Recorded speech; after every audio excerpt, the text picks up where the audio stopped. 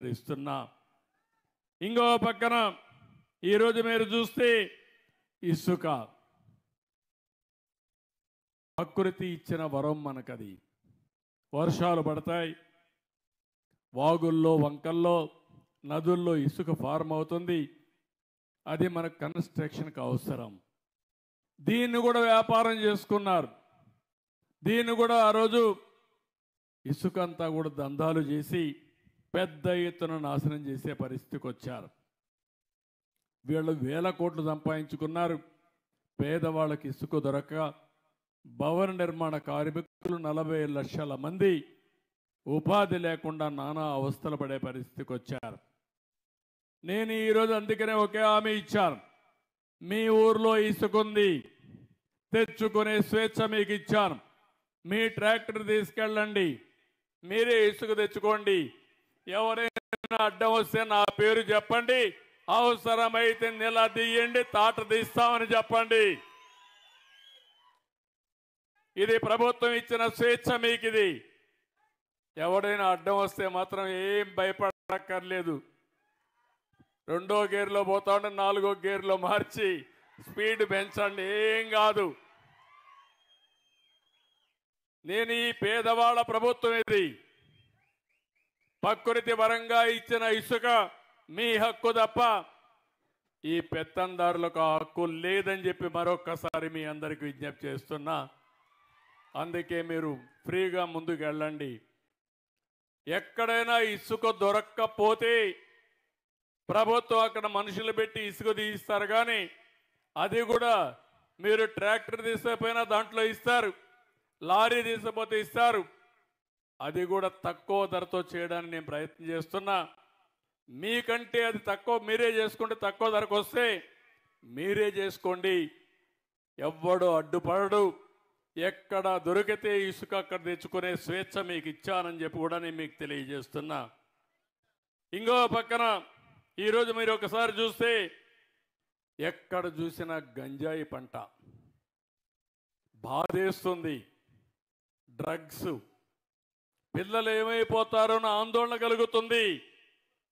ఎప్పుడైతే డ్రగ్స్ తీసుకున్న వ్యక్తి, గంజాయి తీసుకున్న వ్యక్తికి భార్య తల్లికి వ్యత్యాసం తెలియదు. వాళ్ళలోకి దుర్మార్గులు వస్తారు. అలాంటిది రాష్ట్రంలో గంజాయి రాజధానిగా విశాఖపట్నాన్ని చేసి ఎక్కడ చూసినా పంట పండించే పరిస్థితికి వచ్చారు. 5 ఏళ్లుగా ఒక్కసారి కూడా యాక్షన్ తీసుకోలేదు. పోరాడితే కేసులు పెట్టారు.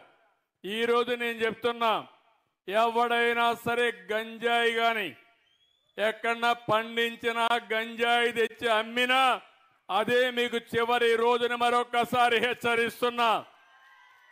డ్రోన్స్ పెట్టాను, ఎక్కడికక్కడ డ్రోన్లన్నీ చూస్తున్నాయి.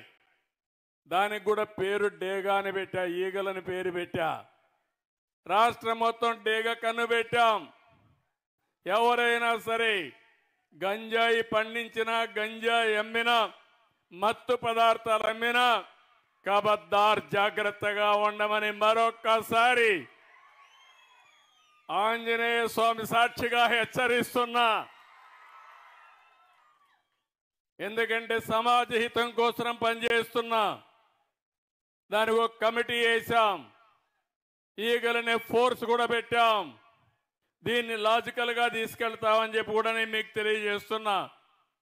ఈ రాష్ట్రంలో ల్యాండ్ మాఫియా లేకుండా చేస్తాం, శాండ్ మాఫియా లేకుండా చేస్తాం, గంజాయి మాఫియా లేకుండా చేస్తాం. కడాన పేదవాళ్ళకి ఇచ్చే రైసు కూడా, పేదవాళ్ళకి 2 రూపాయలకి ఉచితంగా బియ్యం ఇస్తే ఆ బియ్యాన్ని కూడా రీసైక్లింగ్ చేస్తున్నారు దొంగలు. దాన్ని కూడా మీకు చౌకగా 10 రూపాయలు ఇచ్చేసి 6 రూపాయలు 7 రూపాయలు మీకు ఇచ్చి ఆ బియ్యం తీసుకుపోయి విదేశాలకు అమ్ముకునే పరిస్థితికి వచ్చారు దుర్మార్గులు. నేను అందుకే చెప్తున్నా, ఎవరైతే రీసైక్లింగ్ చేస్తున్నారో మిమ్మల్ని కూడా హెచ్చరిస్తున్నా, వదిలిపెట్టం జాగ్రత్తగా ఉండమని హెచ్చరిస్తున్నానని చెప్పి కూడా నేను మీకు తెలియజేస్తున్నా. పేదవాళ్ళు కొంతమంది ఆ బియ్యం తినే అలవాటు లేదు కాబట్టి పోతే పోయిందని మీరు అనుకుంటున్నారు, కానీ కొంతమంది దుర్మార్గులు తయారవుతున్నారు.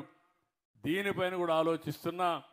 ఏ విధంగా చేస్తే ఈ సమస్య పరిష్కారం అవుతుందో, పేదవాళ్లకు న్యాయం జరుగుతుందో దానికి కూడా ప్రయత్నం చేస్తాం. ఎక్కడ చూసినా మాఫియాల రాజ్యంగా తయారైపోయింది. దోపిడీ రాజ్యంగా ముందుకు పోయారు.